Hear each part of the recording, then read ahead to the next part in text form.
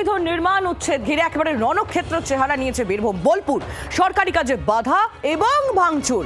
রণক্ষেত্র বোলপুরের 10 নম্বর ওয়ার্ড মকরমপুরে, সেখানে বিক্ষোভের মুখে পড়েছেন পিডব্লিউডি কর্মীরা। ভাঙচুর করা হয়েছে পূর্ত দফতরের গাড়ি, সেই ছবি তুলে ধরছি আপনাদের সামনে। দেখতে পাচ্ছেন সেই ছবি আপনারা। অবৈধ নির্মাণ উচ্ছেদ ঘিরে রণক্ষেত্র বীরভূম।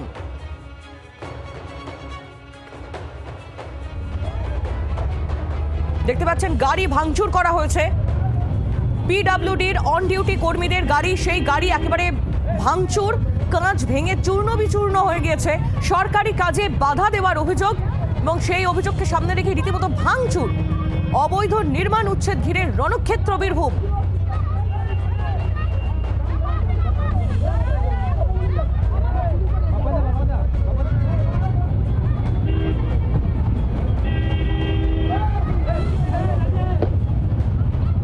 দেখতে পাচ্ছেন গাড়ি ভাঙা হচ্ছে, সেই ছবিও আপনারা দেখতে পেলেন। একেবারে আদলা ইট ছুঁড়ে মারা হলো পিডব্লিউডির আধিকারিকদের গাড়িতে। প্রসেনজিৎ মালাকার আমাদের প্রতিনিধি রয়েছেন আমাদের সঙ্গে টেলিফোন লাইনে। প্রসেনজিৎ, কারা এই কাণ্ড করলো, তাদের কি অভিযোগ, কি দাবি? দেখো, একেবারে যে ঘটনাটা সূত্রপাত হয়েছে সেটি হলো যে পিডব্লিউডির তরফে বোলপুরের যে 10 নম্বর ওয়ার্ড মকরমপুর এলাকা, সেখানে যে অবৈধ নির্মাণ উচ্ছেদ করতে কিন্তু তারা গেছিলেন এবং পিডব্লিউডির তরফ থেকে জেসিবি নিয়ে সেটিকে ভাঙার কাজ হচ্ছিল।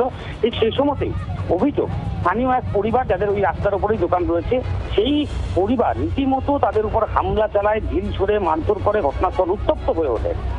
ঘটনাস্থলে বোলপুর থানা পুলিশ পৌঁছে ইতিমধ্যেই পরিস্থিতি নিয়ন্ত্রণে আনার চেষ্টা করছে। কিন্তু অভিযোগ যেটা হলো যে পিডব্লিউডির তরফ থেকে কিন্তু তারা দাবি করছেন যে একেবারে সরকারি নিয়ম মেনে তাদেরকে নোটিশ দেওয়া হয়েছিল এবং নোটিশের পরও তারা যেহেতু নিজেদের এলাকার সামনের যে অংশ, অর্থাৎ পিডব্লিউডি রাস্তার উপরে যে অংশ, সেটি ভাঙেননি, তার কারণেই কিন্তু পিডব্লিউডির তরফ থেকে ব্যবস্থা গ্রহণ করা হচ্ছে। কিন্তু সেক্ষেত্রে দাঁড়িয়ে ওই এলাকার মানুষদের দাবি যে তাদেরকে কোনো নোটিশই দেওয়া হয়নি, তাদেরকে বিনা কারণে উচ্ছেদ করা হচ্ছে। এমনকি তারা অভিযোগ করছেন দোকানে তালা মারা ছিল, দোকানে তালা ভেঙে দেওয়া হয়েছে, লুটপাট করা হয়েছে। একেবারে অভিযোগ পাল্টা অভিযোগ উঠে আসছে। প্রসেনজিৎ, তুমি পরিস্থিতি থেকে নজর রাখো। ধন্যবাদ।